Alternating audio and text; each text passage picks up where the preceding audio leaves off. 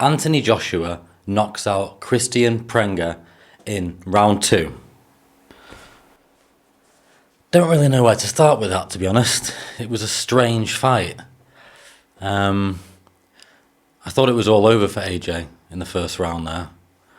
And it shows to me really that the difference between being good in training and being ring fit or match fit appears to be a chasm, because we've seen this with many fighters in the past. David Haye, for example, where the training objectively is fine, is good, because Usyk's team are super professionals.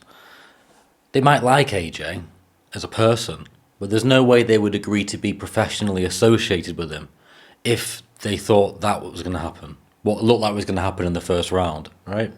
So he must have looked good in training. He must have looked really good. Otherwise, Usyk wouldn't publicly say he thinks he's going to beat Fury. He wouldn't publicly say he thinks he can become a world champion again. Because it looks bad on him. It looks bad on his professionalism. It looks bad on his team's professionalism. So, I don't know what happened there. But it didn't look very good. And it says to me that his punch resistance is not there anymore. Not necessarily because he's old. He's not particularly old for a heavyweight. But once it cracks, once your punch resistance cracks, it's kind of cracked. And we've seen this throughout history with all boxers, particularly heavyweights, actually. So, yeah. But, on the other hand, this Kristian Prenga guy, okay, he's probably been fighting kebab workers and taxi drivers, mainly.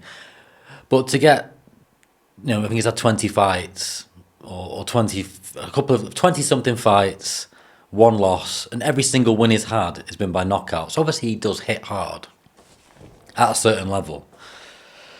But for AJ to get dropped in the first round, I think more than once, I'll have to rewatch it. It's not good, is it?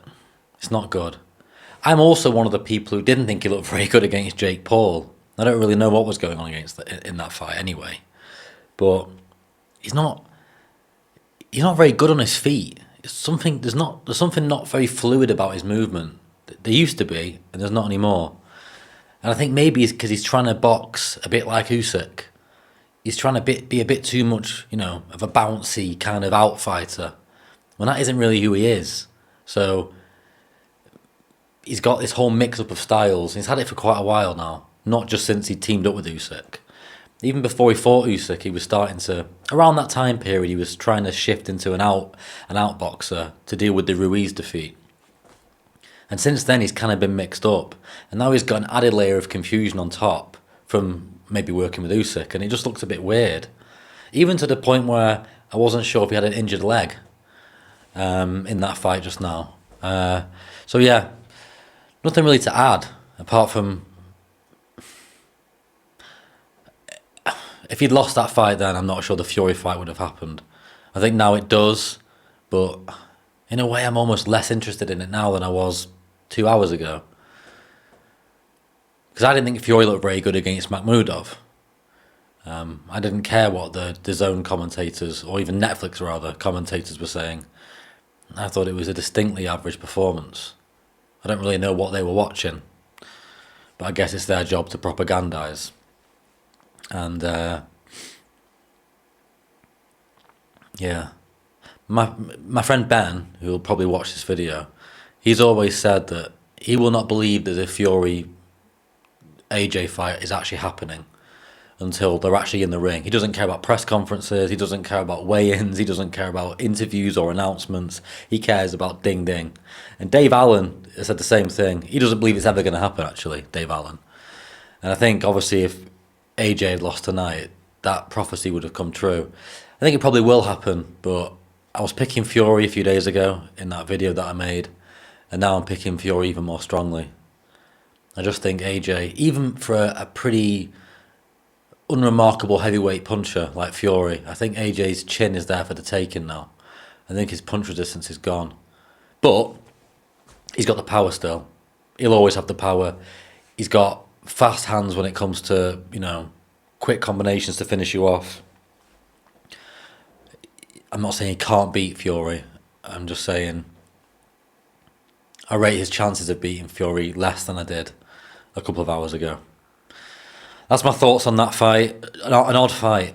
If you haven't seen it, just try and find it, because just the way he reacted to being dropped was even weird. He was smiling and doing that thing he does where he's almost trying to make it look like he wanted to get dropped or something. Odd.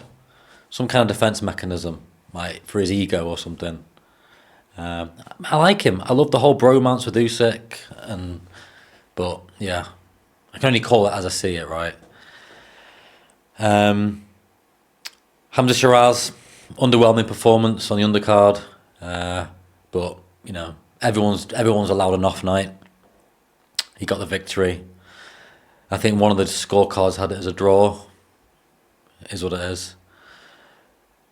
Josh Kelly, I think, you know, fair play winning a world title, and yeah, he's had a good career. It's not promised what it initially promised, if you know what I mean. It's not delivered what it initially promised. One of those guys that had so much kind of potential, and not for any fault of his own or any fault of his coaches, just hasn't quite fulfilled that hype. Maybe it's Adam Booth. I've always thought he's a better psychological coach than a kind of strategic, technical boxing coach, but you know, what do I actually know? Just my opinion. But yeah, AJ versus Prenga, over and out, and yeah, need to process that one. It was just a distinctly odd fight. But yeah, catch you in the next one.